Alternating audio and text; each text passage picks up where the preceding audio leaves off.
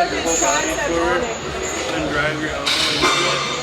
That's also most people, as funny as this sounds, don't have triceps like Derek and I. So if they're driving their elbow in, they're driving the whole humerus in. Him and I have developed enough triceps that if I'm driving my humerus, i.e. my upper arm bone, down into the pad, my elbow really isn't touching. To get my elbow to touch, I gotta come forward and my upper arm's off that pad, and it basically turns your elbow into just the point of leverage and really stresses all your tendons. So that's what it is? Yeah, it destroyed my elbow for a while trying to do the drive your elbow into the pad, which it used to work for me. I mean, that's how I was taught way back in the day. But like he said, now that I'm trying to focus my elbow, driving into the pad, it's killing my elbow to the point where I get pain shooting down to my wrist, and it like actually opens up my hand where I almost dropped the dumbbell. After talking to them, instead I kind of sink down into the pad and pull, almost like doing like a back movement, like a pull in first, and then I initiate the bicep move. So just those little things, you know, it goes from me not working the muscle and having pain to being specifically on the muscle and actually getting a good workout out of it. This is strategic for my shit appetite and the fact that I'm trying to eat 150 grams of carbs 6 times a day. But no, all jokes aside, Rice Krispie treats obviously have a little bit of shit with them, but Rice Krispies, like the actual cereal, is a great carb source. It's basically like the same thing as eating white rice, give or take a little bit, especially in the off season. So I've been doing a lot of like Rice Krispies and whey protein shakes, like either blending them or just pouring the whey protein over the Rice Krispies and eating like a bowl of cereal. So yeah, mainly it's because my appetite sucks and I'm just trying to make the food get done as easy as possible. But it's never a bad thing to eat a yard of Rice Krispies pre-workout. So. Yeah, my whole family's still there except my mom and my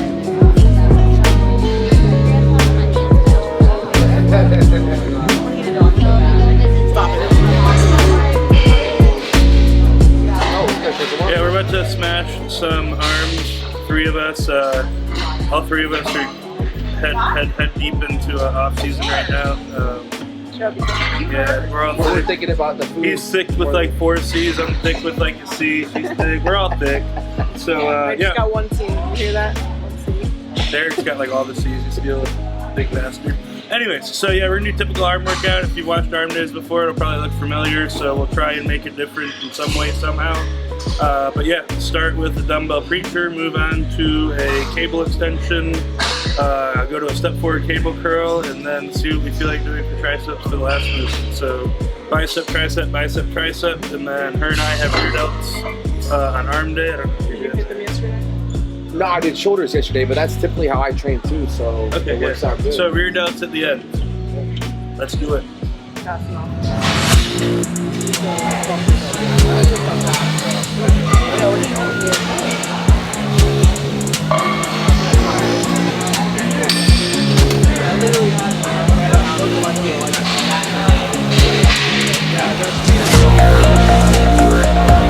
I guess first and foremost, props to Derek for being coachable. He's top 5 in the world for the last 4 years, 5 years. So when we started working today, you know, I saw what I saw was wrong with his form on it in my head. I went, I wonder if he wants the advice or if I should just leave him be. And you know, Liv actually said something about it at first, and then we both really dialed his form in on it. And you know, it's just one of those things that like little nuances can make such a big difference, especially, you know, as you get more and more developed, joint alignment becomes more and more important, especially, you know, as you put the years and the wear and tear on your body.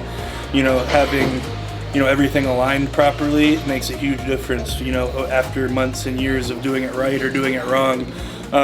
Joe Bennett, my friend, hypertrophy coach on Instagram, always jokes because he gets asked what's the best arm program a lot, and he always says the same thing, and he goes, it's the one that you can do for long periods of time without jacking up your elbows or shoulders, which at the end of the day is absolutely correct. You could be doing, you know, something that like is making you grow quickly, but if it's not aligned properly and it's jacking your elbows and everything up, it's going to come a time where it gets so painful or so messed up you're not able to train arms, and then you're definitely taking steps back. So that was what Derek, you know, specifically helped Derek with today, was the joint alignment for the preacher curls. that we did. But, you know, like overarching, you know, like I said, and I'm the same way as he was today, you know, anyone that I deem, you know, knowledgeable, I'm all ears when I'm around them. And at the end of the day, that's what makes you better. The second you think you know it all, you don't know anything.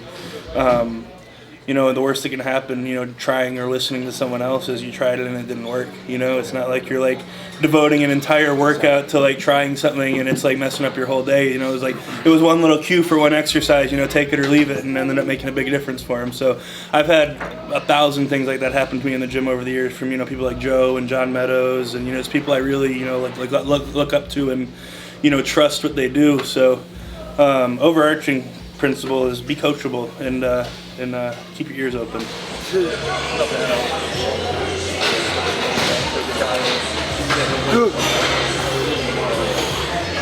Yep. Nice.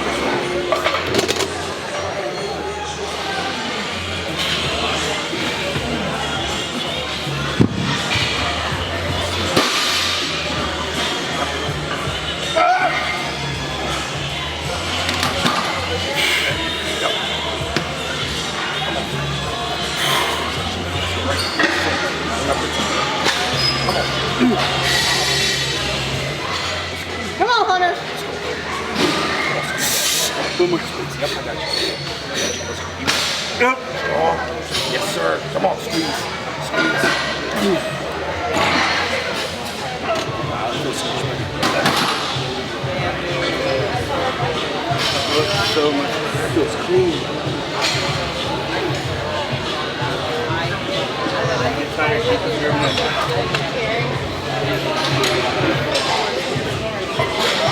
Yep.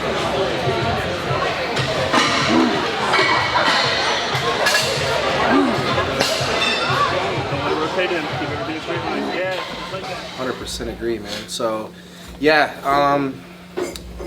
arm training for me for the last couple years has given me a lot of fits, and as we noticed today right away, doing like the preacher curls with the dumbbells was really, you know, causing a lot of havoc in my elbows. It was so painful that after a couple of sets, going a little heavier, it was shooting pain all the way down to my wrist, to where my hand was legitimately like opening, and I felt like I was going to drop the dumbbell. So this has been happening for quite some time. You know, some days are good where I have a solid arm day, and then another day it might be like that. So I said, hey, we got Hunter and Liv here, so I want to see what they have to say that could possibly help me. So really, I'm thankful that they gave me some tips and some cues to adjust my alignment, because like we said earlier while we were training, you know, when I first started training, everybody said drive the elbow into the pad, and it worked. But as I started developing more muscle tissue, more tricep development, you know, your alignment, you have to adjust just a little bit to your body. So I said, what are you seeing that I'm not understanding right now? Why am I having this pain? And so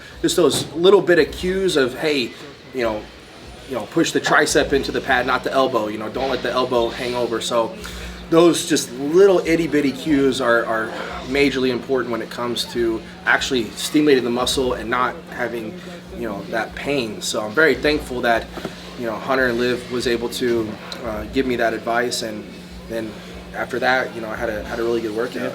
I mean, proof's in the pudding. Before we messed with it, the 45, like you could do like 2 or 3 like little half-assed reps before it was too painful to do, and then, you know, after we took a step back, lightened up, got everything lined up right, and the technique nailed, you know, he hit us set at like 10 to 12 with the 45-pound dumbbell. So proof's in the pudding. Made a huge difference for him, which is awesome. So. And I mean, I could have just went on and just, you know, went through the pain and said, I'm gonna tough it out, but I really truly wanted to get better. That's my goal every day. It's both of our goal every day is to continue to get better. And I love what you said is that, you know, being coachable is number one, like always striving to learn and taking information from other people. And if you don't like it, I mean, I've scrapped a lot of things people try to give me some advice on. I'm like, it just didn't work for me. I didn't like it as well.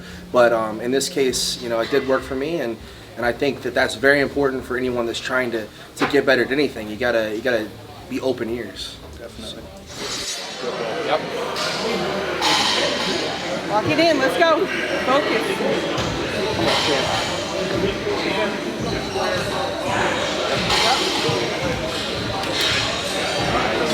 Yep, let's go.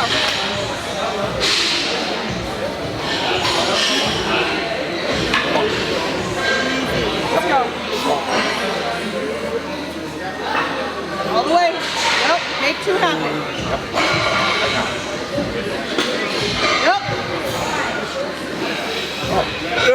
Let's go. One more. Yep.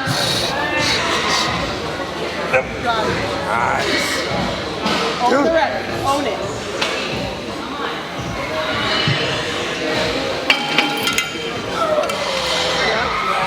You're doing perfect. She'll get you there. Don't break your form. Yep. One more. Yep. Own the rep. Own it. Yep. Okay. You good? Lock it in.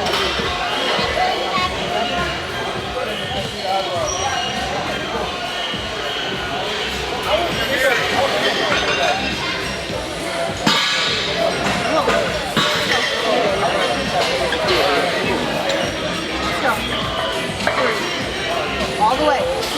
Yup.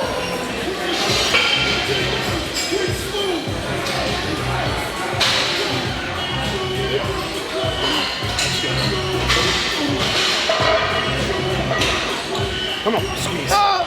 Yep. Come on, perfect. Let's go. Right now, strong. Up. Sit. Yep, sit. That's the rep. We're dropping. We're dropping. A little bit, shake it out. Yeah, right. Ready for takeoff. All you. All you. Come on. Yep. Yeah, on the back rest on it. Drive it. Let's go, Hunter. What makes this exercise a lot harder than it looks is the fact that we're squeezing from that lengthened position, that bottom position.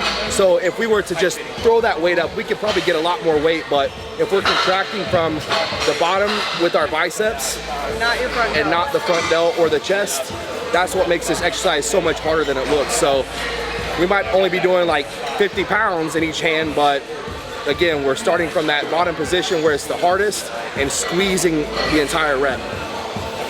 Here we go.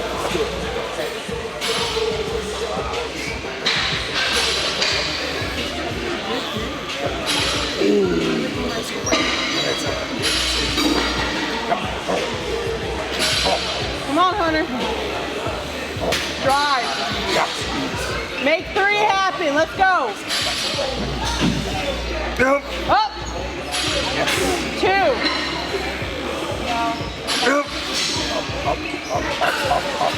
One more. Let's fucking go. Drive. You got another. Let's go. Come on. Let's go. He'll get you there. Let's go. Let's go.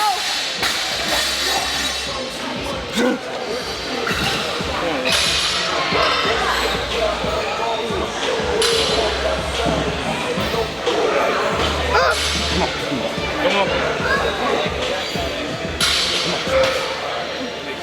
Right at the bottom. Come on. There it is. There it is. Come on. I got you.